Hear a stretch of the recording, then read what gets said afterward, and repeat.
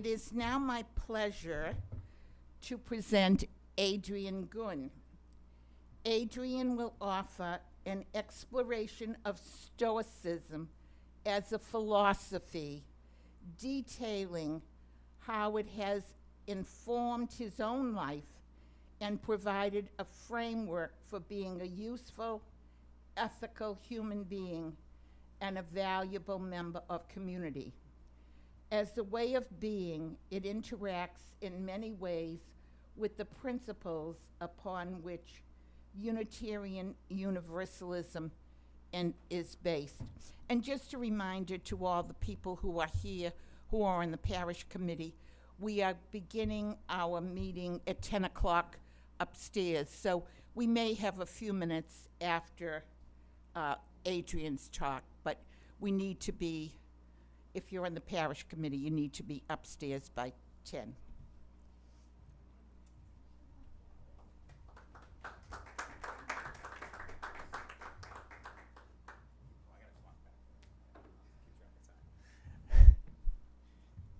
All right. Good morning, everybody.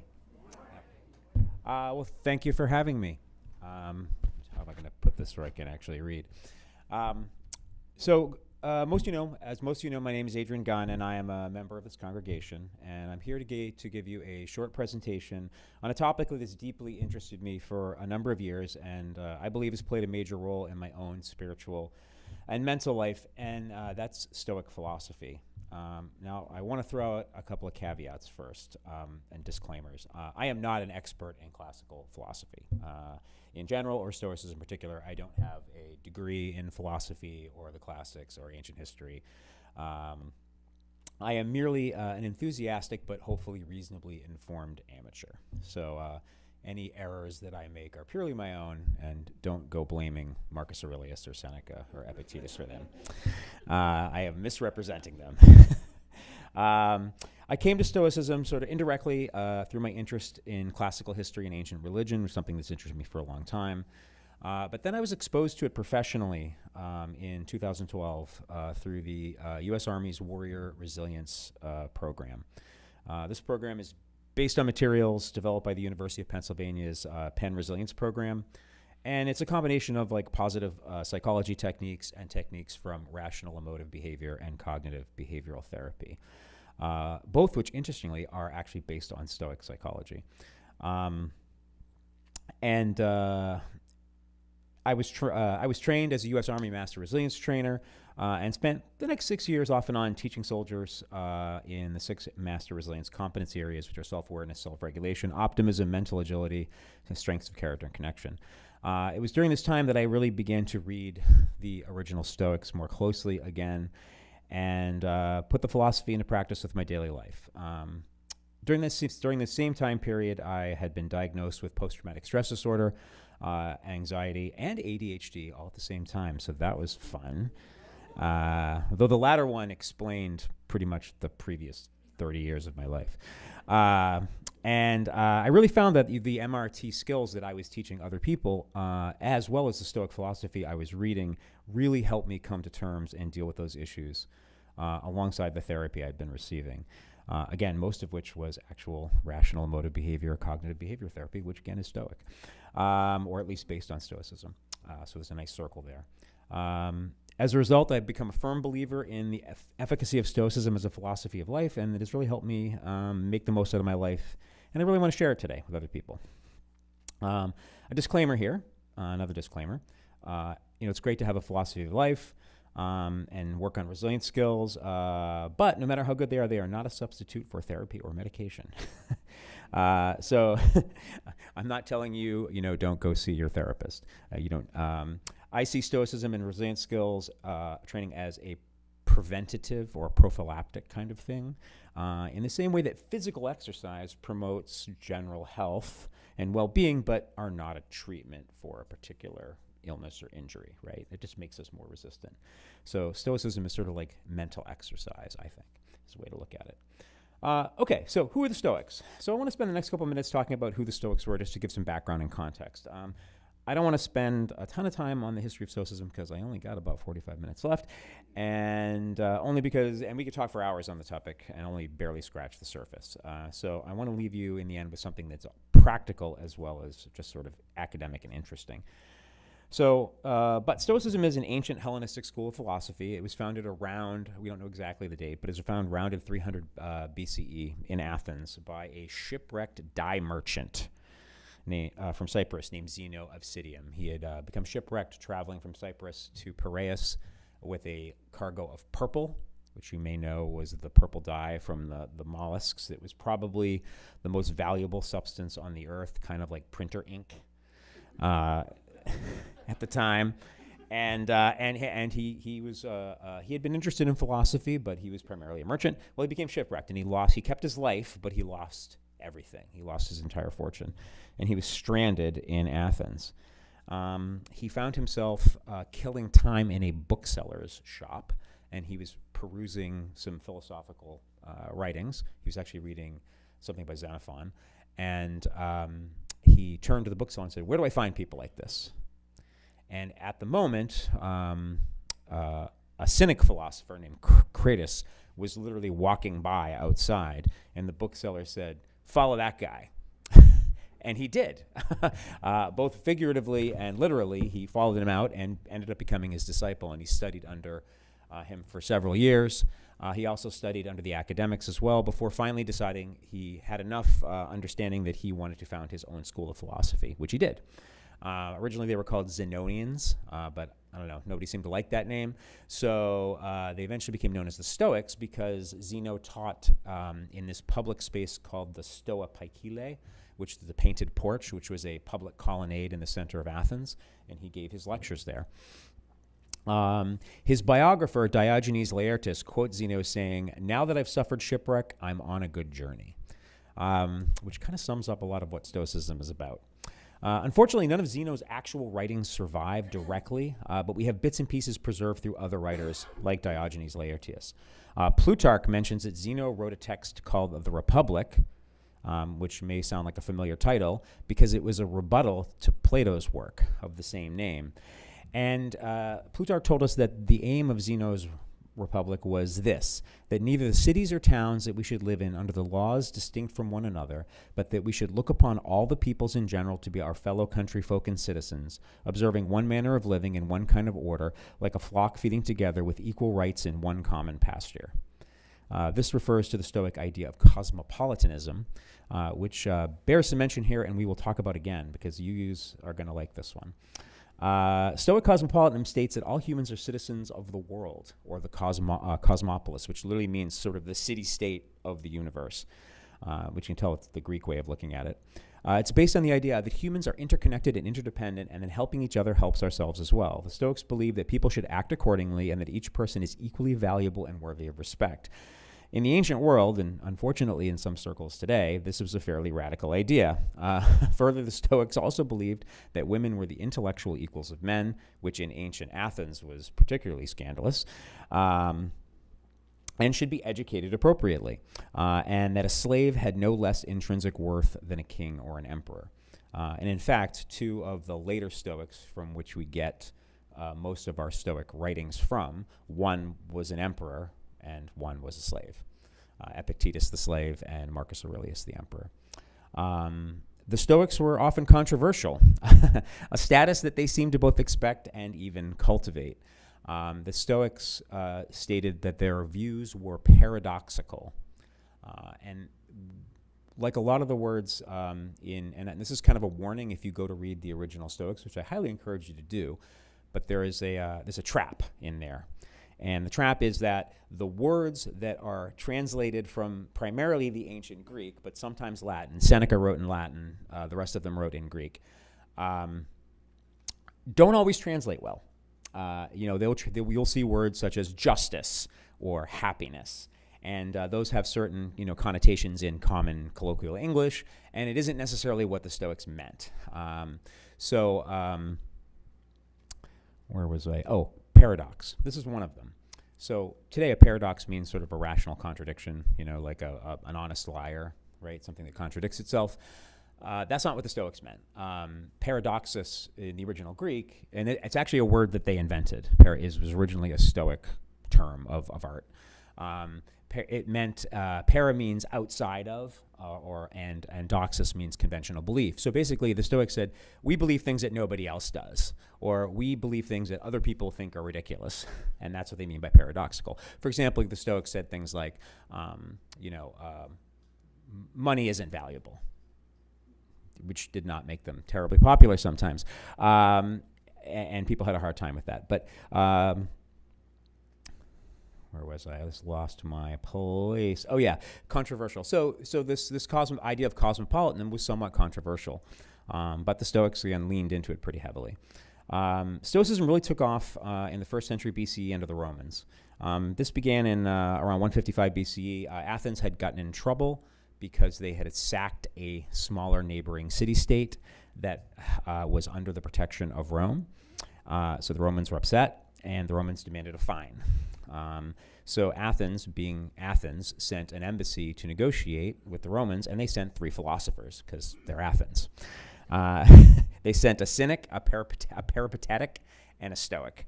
And they went there and they had their embassy. And what actually happened politically isn't so much important as the sensation that these 3 Stoic philosophers, these 3, not Stoic, but these 3 philosophers showing up in Rome did. They were celebrities. They were instant celebrities. They gave lectures that drew thousands. They attended fancy dinners at rich people's houses. They were controversial. The young people, the intellectual elites and jet setters thought this was the best thing ever. The conservatives thought this was the end of the world with their crazy ideas. But that really was the introduction of Greek philosophy into Rome, and it stuck, despite some pretty concerted efforts at times for the Romans to get rid of it. They periodically would eject philosophers from the city, depending on who was in charge and whether or not they were being critical of whoever in charge was doing. But it stuck. The Stoicism really gained popularity among the Romans and really became kind of the preeminent philosophy in Rome, along with Epicureanism. They were kind of their rivals. And it is through the Roman Stoics that we have like 90% of our Stoic writings, from Musonius Rufus, Epictetus, Lucius Annaeus Seneca, and then the Emperor Marcus Aurelius. Stoicism had a major impact, too, on the development of Christianity, early Christianity, the specifics which are contested and debated among academics, but there's a general agreement that many theological positions that were developed in the context to which the Stoics were widely read, and that numerous Christian authors read the Stoics directly. The Apostle Paul was from Tarsus, center of Stoic philosophy, and there are some scholars that suggest that Paul's sermon to the Athenians in the Areopagus may actually be a quote from a hymn to Zeus written by the Stoic Cleanthes. So not the first time that they plagiarized. But this is a fascinating and very deep rabbit hole, by the way, to go down if you're interested, but I'm going to leave it there because it is a deep rabbit hole to go down. The Stoic principles or premises. So what do the Stoics believe? Well, they believed that the practice of virtue, there's one of those words that doesn't always translate great into English, was enough to achieve a well-lived life. Right? The pursuit of virtue was the most important thing. The Greek word here is arete, which can also be translated as excellence of character. I think that's a better translation than just simply saying virtue. It just is more words, so sometimes I'll just say virtue.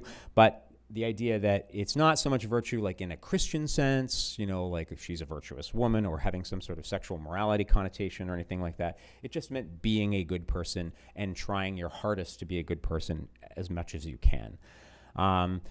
And they believe that this was all you needed to achieve a well-lived, joyful, and flourishing life, which they referred to as the eudaimonic life. The Stoics identified this path to achieving with a life spent practicing the 4 virtues in everyday life, the 4 cardinal virtues of wisdom, courage, temperance, and justice, which reappear over and over and over again in Western thought, as well as a living in accordance with their nature, which the Stoics identified as being both rational and social. Each person has a daimon or daemon, an inner genius or purpose that connects to the universal nature, the Stoic God, and I throw some air quotes around there because the Stoic God is not necessarily the Christian God, which was material, not transcendent above nature, but instead synonymous with it. So the ancient Stoics were essentially pantheists. Those who live by keeping the individual and universal natures in harmony are happy, and those who do not are not.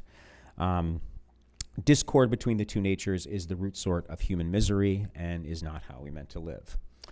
Now, the Stoics hold the eudaimonic concept of happiness, and that it means to achieve happiness, one should live their life in accordance with their virtue. This first idea is first outlined by Aristotle in his Nicomachean Ethics, but it's further divined and refined by the Stoics. Now, the only true good is the pursuit of excellence of character, which is inherently internal to ourselves and therefore in our power to control. It is in opposition to the hedonistic or hedonic concept of happiness, which the Epicureans were champions of, which holds that happiness is achieved through experience of pleasure and enjoyment of things external to ourselves. So the Stoics are very much concerned with what is inside us. All right, so what is Stoic virtue and why is it a big deal to the Stoics? The modern Stoic author Ryan Holiday explains it like this. The happy life was to be found only in the pursuit of virtue, arete or human excellence, a pursuit that involved tempering our desires and aversions and impulses so that they align better with the four cardinal virtues of temperance, courage, justice, and practical wisdom.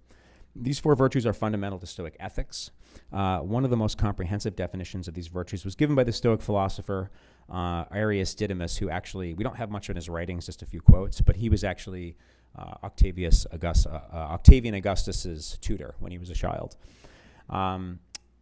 First is practical wisdom, or phronesis in the Greek, and is the knowledge of what things must be done and what must not be done and what is neither, and leads us to appropriate acts. Within wisdom, we'll find virtuous qualities like soundness of judgment, circumspection, shrewdness, sensibleness, soundness of aim, and ingenuity. The second one was self-control or temperance, sophrosune, the knowledge of what things are worth choosing and what are worth avoiding and what is neither. Contained within these virtues are things like orderliness, propriety, modesty, and self-mastery. Justice, daikikosune, the knowledge of apportioning to each person and situation what is due. This includes generosity, kindness, good fellowship, and fair dealing.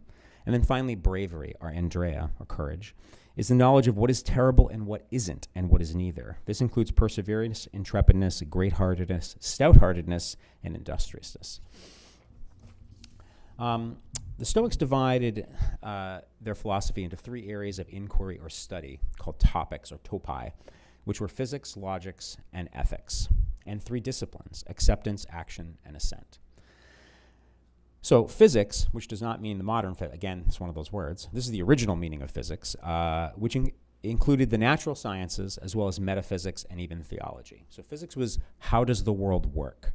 It's a study of the world and what it really is. By understanding the truth about how the world works, we understand what we truly control and what we do not control, what is proper to want and not want. And this leads to the discipline of action, a discipline of acceptance. And it's through this we develop the virtues of courage, to face facts about life and act accordingly, and temperance, to exercise self-control, to rein in our desires, and make them commensurate with what is achievable. Logic, which includes formal logic like we understand today, but also the theory of knowledge and epistemology, as well as cognitive science, essentially Stoic psychology. And this gives us the discipline of assent, or Stoic mindfulness. It tells us how to act in certain situations, to either give assent to our initial impressions or to withdraw them, that is to think through and reconsider, through the study of logic. And this helps us with the virtue of practical wisdom. And most importantly, there is ethics, which is essentially the development of good character and the study of how to live our lives, especially in the relationship to others. Putting ethics into action is the discipline of action, which is also known as Stoic philanthropy, and draws on the cardinal virtue of justice. Marcus Aurelius said in his Meditations, and has anyone here read the Meditations or looked at it? It's probably one of the most popular Stoic writings, but in some ways it can be the most challenging if you don't know anything about Stoicism going into it, because it's essentially his private journal. It wasn't meant for publication. He was just writing notes to himself. And it can be sometimes a little hard to figure out what he's talking about. But one of the things he did say, I think, is pretty straightforward. He said, just that you do the right thing, the rest doesn't matter. That would be sort of the idea of Stoic ethics. All right. We've talked about history and theory behind Stoicism. I'd like to talk a little more practical and talk about some basic Stoic ideas that we can actually put into practice in daily lives in the pursuit of excellence. And I'm going to introduce each one with a quote from a Stoic. So the first one, we say Marcus Aurelius, he said, "It is not death that man should fear, but rather he should fear never beginning to live." The Stoics thought a lot about death. They thought about death all the time. There's an argument to be made that pretty much all religion and philosophy comes from worrying about what happens when we die. And the Stoics are no exceptions to this if it's true. So what do they say about death? Well, they said, we're mortals. We're all going to die. That is inevitable. And the sooner that we get our minds around that and accept it, the better off we will be. Memento mori was a common favorite saying among the Stoics, is remember you will die, or remember you are mortal. Time is a non-renewable resource, and it will inevitably run out for everybody, and we can never really be sure when our story is going to end. What we do with our time and how we choose to live that time that we have available is what matters. To practice this concept, you can take time each day reflecting on the impermanence of life and the importance of living in the present moment. You can focus on expressing gratitude for the people and experiences in your life and a reminder to make the most of the time you have. I highly recommend checking out, if you've not seen it, there's a TED Talk, you can find it on YouTube, by the Benedictine monk brother David Steindl Rast. Has anyone seen that, on gratitude? It is wonderful. It's remarkable. It's not super long. I try to listen to it a few times a year. It always makes me feel better. And it's very Stoic, even though he is not explicitly a Stoic. Obviously, he's a Benedictine monk, but it is definitely Stoic in theme and principle. The Stoics were very concerned about death. In fact, they spent a lot of time talking about dying. They actually spent a lot of time dying too, because a lot of during the end of the Roman Republic and into the Empire, Stoicism was very popular. There were a lot of notable senators who were openly Stoic, and they frequently got in trouble with the emperor, or in the case of Cato the Younger, with Julius Caesar, by speaking truth to power, and they were often forced to commit suicide. Suicide in Stoicism is another whole separate topic, one that I won't go into any detail about here because it can be controversial, I guess, because they had very strong feelings about it. But that was considered their way out. Their belief that, if whether they lived or died in a circumstance it was unbearable was up to them, and that if there's a famous, I'm going to paraphrase here. I didn't write this quote down, but I think it's a good one.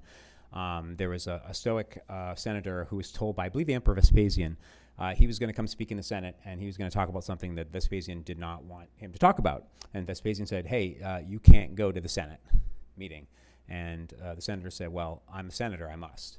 And he says, well, if you go, don't say anything. And he says, well, if I go, I must speak because it's my responsibility to speak. And he says, well, if you speak, don't talk about X.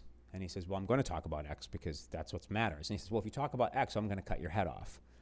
And he says, it's your power to cut my head off, and it's my power to speak. And I'm not going to tell you what to do. You do what you do. You do what you're going to do, and I'm going to do what I'm going to do, and that's where it's going to rest. And that's a very Stoic attitude. And it got a lot of Stoics in trouble. But they didn't seem to mind. I believe he did not get his head cut off. I believe he called Vespasian's bluff. A sadder story was that of Cato the Younger, who is probably the most famous Stoic, not philosopher, because he didn't write anything, but in terms of living Stoicism, Cato the Younger was a constant thorn in the side of Julius Caesar, and pretty much everyone else in Rome. In fact, he was simultaneously one of the most despised and admired figures in Rome because he was painfully, almost annoyingly incorruptible. And went around telling everybody, or demonstrating to everybody how poor all their choices were,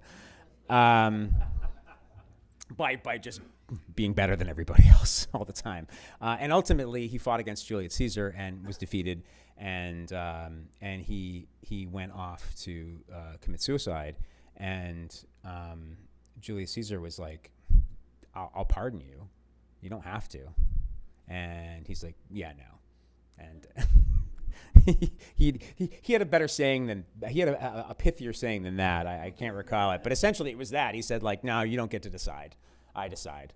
And I'm not gonna, like, clemency from you, it wouldn't be worth it. And so he did that. So All right, well, the next one I want to talk about is, this is a quote from Epictetus.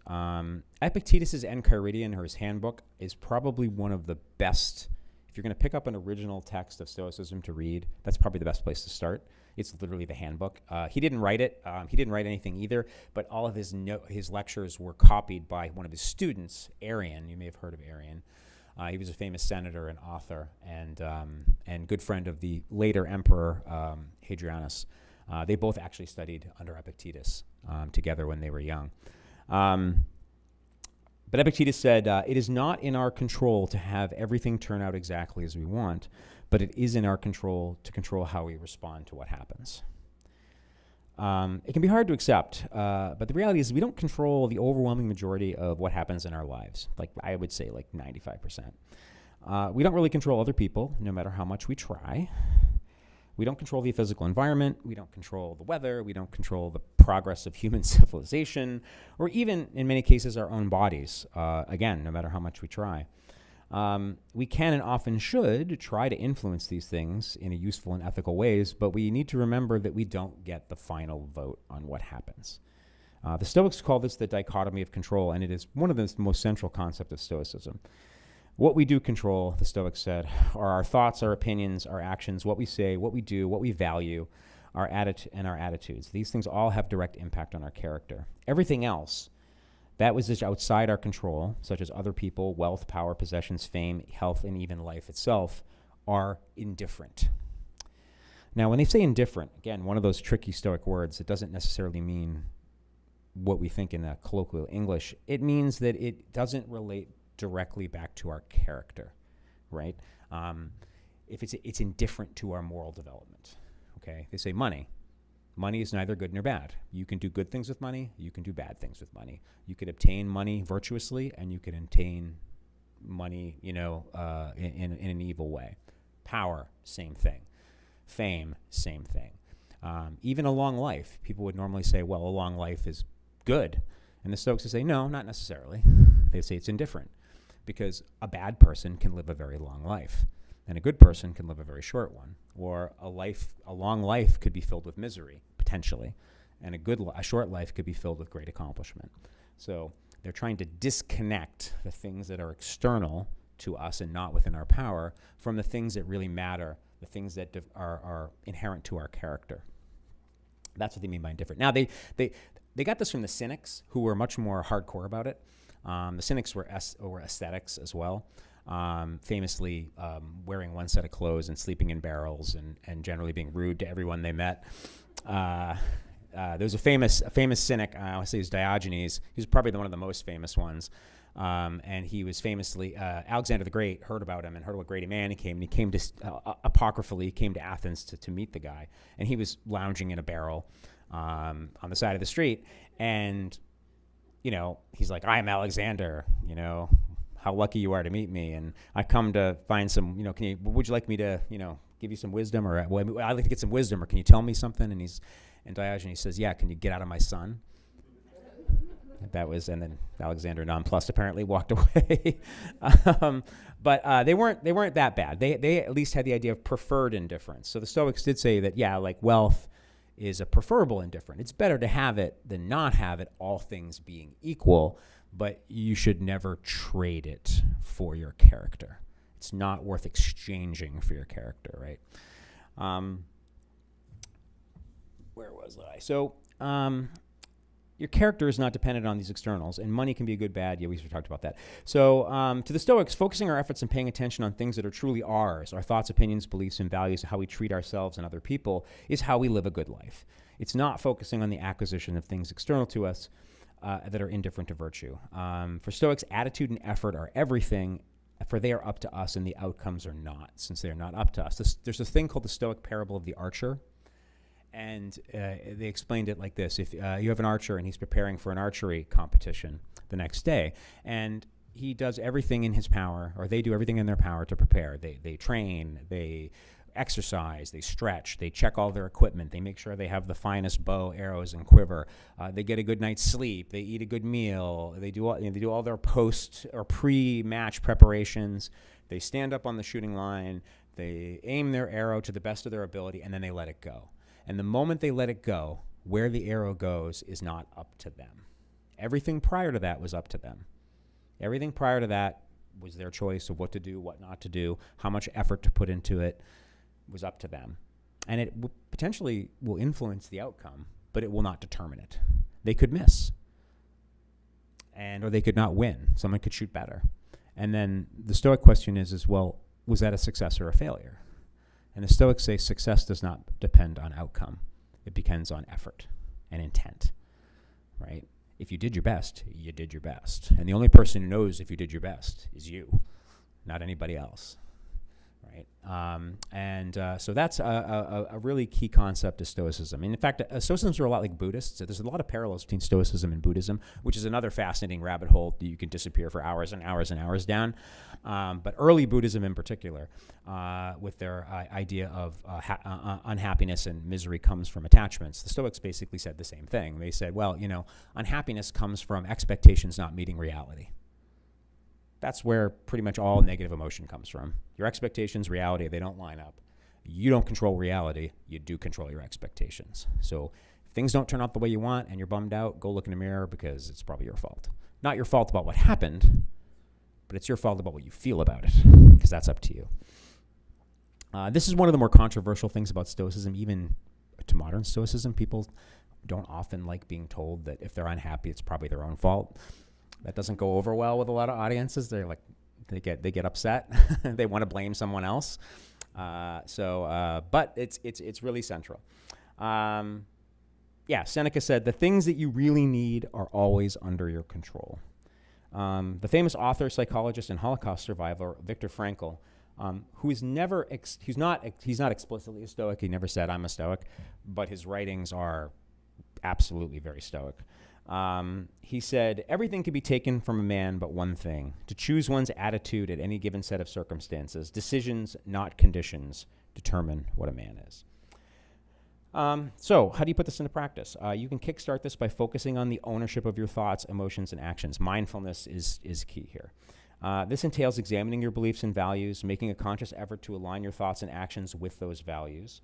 You can practice mindfulness and self-reflection to gain greater insight in your own behavior and motivations. I do this personally by every morning I get up. I go to work early anyways, but I get up at 5 and I go for a walk. The Stoics, many of the Stoics frequently point out that going for walks is one of the best possible things you can do for your own health and sanity, and reflect. I think about my day. I think about what I did previously. I kind of have my internal dialogue. I don't have an inner monologue really, so I'm one of those people, when I talk to myself, I actually talk to myself. So I have to make sure that I walk in places there aren't a lot of other people, because I think I alarm people sometimes. But I have this inner monologue. There's again the famous quote, "The unexamined life is not worth living." And I think about, what things I'm going to face in the day, what troubles I'm going to mainly do. Marcus Aurelius' Meditations is really just him doing this exact thing, reflecting on what happened and what is likely going to happen. He famously has a quote, I'll paraphrase it, but he says, today you're going to meet a bunch of really terrible people. You're going to meet people that are rude, disagreeable, they're going to lie to you, they're going to be angry. They're going to try to flatter you. They're going to try to get stuff out of you, all this stuff. Basically, that's going to happen because it always does. So why are you going to get upset about it? It's just the way things are, right? And he's just reminding himself that's going to happen. And I also keep a journal. And the Stoics also were big advocates of journaling. Again, Marcus Aurelius, we have this journal. I find that's very helpful. All right, the next one. What is good for the hive is good for the bee. And the chief good of a rational being is fellowship with their neighbors. Those are two quotes from Marcus Aurelius' Meditation. The Stoics believed in the concept of the cosmopolis, which I mentioned before, or the idea that all human beings are citizens of the same world or universe, and they were all interconnected with each other, all other living things, and the creative principle of the universe, which the Stoics called the Logos. The Christians stole that from the Stoics. By recognizing our place in the larger scheme of things and focusing on the common good, we can live in harmony and contribute to the greater good. An excellent explanation of this, I think, from Seneca is the universe that you see containing the human and the divine is a unity, We are the limbs of a mighty body. Nature brought us birth and kin, and since it generated us all from the same materials and for the same purpose, endowing us with affection for one another and making us companionable. Let us hold things in common, for we are born for the common good. Our companionship is just like a stone arch, which would collapse without the stone's mutual support to hold it up. And then Marcus Aurelius wrote in his Meditations, always think of the universe as one living organism, one single substance and single soul, and observe how things are submitted to the single perceptivity of this one whole. All are moved by its single impulse, and all play their part in the causation of every event as it happens. All things are interwoven with one another. A sacred bond unites them. There is scarcely one thing that is isolated from another. Everything is coordinated, and everything works together in giving the form to the one universe. And I think this is a great place to point this out. I think we can see evidence of at least 4 of the 7 principles of the universe, of the UU principles here: first, second, sixth, and seventh. The inherent worth and dignity of every person, justice, equity, and compassion in the human relations, the goal of world community with peace, liberty, and justice for all, and respect for the interdependent web of existence in which we are all part. I think those are all really encapsulated in the Stoic concept of cosmopolitanism. The next one I want to talk about is how the Stoics viewed adversity. Seneca, in his letters, said, "Fire is the test of gold, adversity of a strong person." This is a little bit like Nietzsche, that which does not kill us makes us stronger. Maybe not as quite as harsh. And Nietzsche actually was a big fan of the Stoics as well. The Stoics sought to develop a resilient character, the ability to bounce back from adversity and to overcome challenges. By accepting the inevitability of hardship and practicing resilience, they believe that we can develop greater strength and character and live a more fulfilling and meaningful life. Another great quote from Marcus Aurelius, or thing he said to himself, was, "The impediment to action advances action. What stands in the way becomes the way." This is often sometimes paraphrased as "the obstacle is the way." Right? The idea that we may have a goal in mind or something that we choose to do. Life is like, no. And at that point, we can either say, well, that's it, I failed. Or we can say, okay, now wait. This obstacle actually is an opportunity for me to do something different. Another way of looking at this is just reframing challenges and setbacks as opportunities for growth and learning. Practicing. The Stoics really believe that there was no situation where we cannot exercise virtue and good character. We need to keep the dichotomy of control in mind, what is in our power and what is not, and what is truly of value and what's truly indifferent. Epictetus said, "What upsets people is not the things themselves, but their judgments about these things." We don't control the things, we do control the judgments. When we make our primary goal to be a good person and behave with virtue and good character, there is no situation that fate presents itself that we cannot succeed. Right? Nobody can make you a bad person. Nobody can make you choose to do the wrong thing. That's always an option. And the Stoics said, as long as you're doing that, you're winning. You're doing the right thing. You are succeeding in a good life. Let's go to the 5th one. So, this is another quote from Epictetus. If anyone would take 2 words to heart and use them for their own guidance and regulation, he would be almost without sin and leave a very peaceful life. These 2 words are persist and resist. The Stoics saw the art of living as a process of continuous improvement. They believed in progress, not in perfection. There was this idea of the Stoic sage, which was this sort of perfect Stoic that did everything right. But the Stoics firmly believed that person wasn't really real. It was more of a goal to strive for.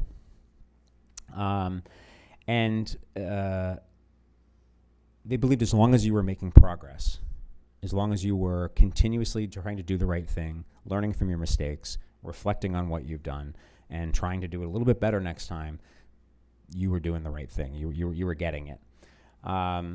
No matter our roles and duties, no matter the obstacles and difficulty we face, we remind us that there's always deeper work going on.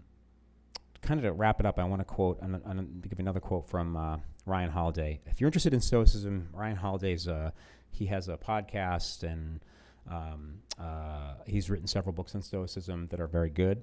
One of them is called "The Obstacle is the Way." that I recommend.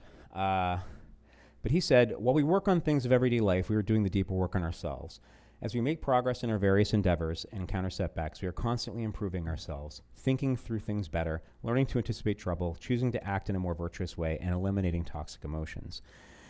While we never get there fully, our progress brings peace and stability to our lives and benefits everyone around us. In this activity, we learn to turn words into works, crisis into character, challenges into opportunity, and to be good. This is the key focus of Stoic philosophy and what it sets it apart from other types of philosophy, which tend to focus on argumentation and verbal one-upsmanship. Philosophy, Seneca wrote, isn't for pointing out the faults of others, it's for scraping off our own faults.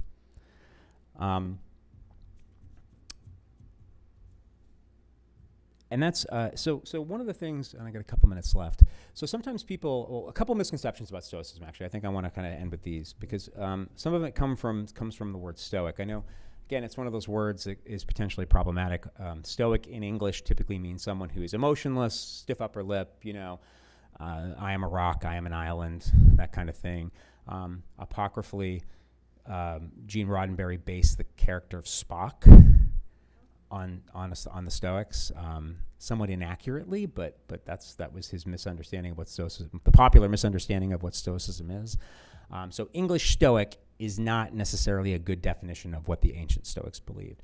The idea that we should be emotionless. The Stoics were very emotional. In fact, they spent a lot of time talking about emotions and parsing them out and identifying different ones. They were interested in reducing, if not completely eliminating, because I don't think they believed you could completely eliminate them, but at least reduce the impact of what they would call toxic emotions or passions. Overpowering emotions that lead us to do things that we, in hindsight, would have not done had we thought about it a bit. Like anger and hatred and jealousy and greed and those sorts of things. It's not the idea that we eliminate all emotions. In fact, the actual goal of Stoicism is to experience the emotion of joy in our lives. So it isn't to eliminate emotions. Sometimes people bring that up and they're like, oh, well, I don't want to practice a philosophy that I have to become an emotionless robot. And it's like, well, that's not Stoicism. Another criticism of Stoicism sometimes that comes up is that the Stoics seem very inward-looking and sort of self-centered because they're always talking about, things that are external to me aren't my problem. And that can come off like they are not concerned with the affairs of the world going around them. But I think once you understand the idea of Stoic cosmopolitanism, it becomes clear that that's exactly the opposite of the case. I think a good analogy of why the Stoics talk about self-improvement so much, it's like being on an airplane and the oxygen masks drop. And you're supposed to put the mask on yourself first before you help anybody else. Because if you go unconscious, you're no good to anybody else. I think this is a good analogy for why the Stoics felt self-improvement was the first responsibility of a human being. Because if you're a mess, you're no good to anybody else. You need to set yourself straight before you can be of benefit to other human beings, which is ultimately the point. But you need to make sure that you are right first before you help other people, before you're able to really effectively help other people. If you're angry all the time and you're mad and you're upset, it's this questionable about how much good you can actually do. And I think there's this idea in our society that that anger can be good, like you can harness your anger to like do a good thing. And the Stoics are like, that's absolute nonsense. In fact, Seneca wrote a whole thing on anger. It's called On Anger. And it's basically a dialogue with him and his friend. And his friend's like, but anger can be good sometimes. And he's like, no. And he breaks it down in very, very, very well, in a very logical way about why it can't be. But in the sense, he says, anger is simply a form of madness. It's a temporary form of insanity. Anything that you could do angry, you could do better not angry. Is really what it boils down to, and more effectively. And it's sort of like the idea, and I think we see this in, like, for example, in movements towards nonviolence. If you're consumed with hatred towards the people that are doing awful things to you, how can you effectively respond to them in an ethical way, right? You can't, right? You can't hating your oppressors doesn't solve the problem, and arguably it makes it worse. It doesn't mean you don't fight against the injustice. It doesn't mean you don't speak out on the behalf of other people, but you don't need to do it while being driven by negative or toxic emotions. And then one of the things, sometimes criticism I hear about Stoicism, people say, well, it sounds like you're blaming the victim a little bit, right? The idea that, well, you don't need wealth to be happy. Anyone can be happy. That sounds like something rich people would tell poor people. And I'd say, like, okay, fair. They probably would, but their reasoning might be different. I don't think the Stoics endorsed going around and telling someone who is experiencing poverty or injustice to just suck it up, right? They themselves would tell themselves to suck it up, right? A Stoic would say, if I am experiencing this, it is in my best interest to put things in perspective, understand what I can and cannot control, and regulate myself accordingly, because that puts me in a better position to be effective and to do something about it, and not be miserable. Because, the Stoics believed happiness was a choice. If you were happy, you were choosing to be happy. And if you weren't, go look in the mirror. But they would not encourage you to go tell someone else who is experiencing misfortune to be like, why are you so upset? And my son died. And it's like, well, get over it.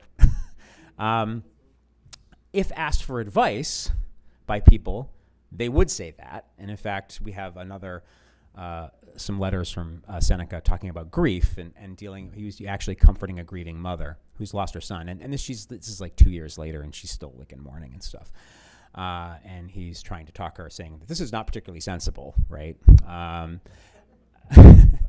But he was asked. So one of the basic principles of Stoicism, I think, is important to point out, is Stoics believed you should be very strict with yourself and as generous as possible with everybody else. The Stoics really did believe that people don't do bad things because they intend on being bad. In fact, they famously said that no one does evil on purpose. People do evil out of ignorance. There's a Greek word, I think it's called amatheia. I apologize if I'm getting that wrong. But the idea is it's the opposite of wisdom. It is the ignorance of wisdom. People think they're doing the right thing, or believe they're acting in their own best interests, or are just simply reacting, with their lizard brains, and which we all do sometimes. And the Stoics would say, hey, there's no point in getting mad at them. They're not doing it on purpose. They just don't know any better, right? Educate them, or try to do something about it, or don't let it bother you. And that's actually, because I'm running out of time, the one last bit of advice the Stoics say is you don't need to have an opinion on everything. Sometimes you just don't need to have an opinion. If it doesn't concern you, if it isn't a matter of significant justice or something in the community or something like that, you don't need to have an opinion. If somebody cuts you off at a red light and flips you the bird, we all live in Massachusetts, so that's got to happen at least once. It happens to me, I swear, at least once a week.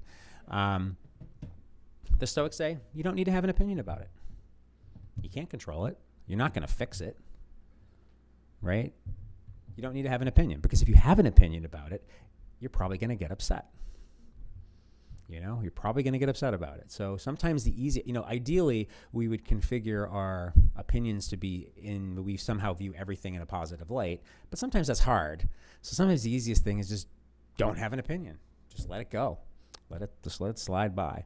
It's like the idea that an insult's only an insult as if you accept it, right? It's like a gift. It's offered. If you're like, no, thank you, then it's not an insult. It doesn't do any good. There is a good bit about, Stoics give us advice on insults as well. They talk about how, the first thing they ask is, well, is it true? If it is, how can you get mad at someone for telling you something that's true? Maybe maybe they're helping you out. They're pointing out a very legitimate flaw in your character. Use that for self-improvement. And then they're like, well, is it not true? Then who cares? It's not true. What are you worried about? Well, anyways, that concludes my discussion. If anyone is interested in learning more about Stoicism, you can always hit me up. There's a lot of excellent books written on the topic. The one I would recommend for most people to read first is, again, not one of the primary sources. I would read Massimo Pigliucci's How to Be a Stoic. It's an excellent book. It's on. There's an audiobook version of it as well. If you're an audiobook person, I'm an audiobook person because I do a lot of reading while I'm in my car. And he is a philosopher. He started out. He's an interesting guy. He's Italian. You couldn't guess by the name, but he lives in New York. And he started out as a genetic biologist or a geneticist. He studied. He had a degree in genetics. He taught genetics at a university in the United States.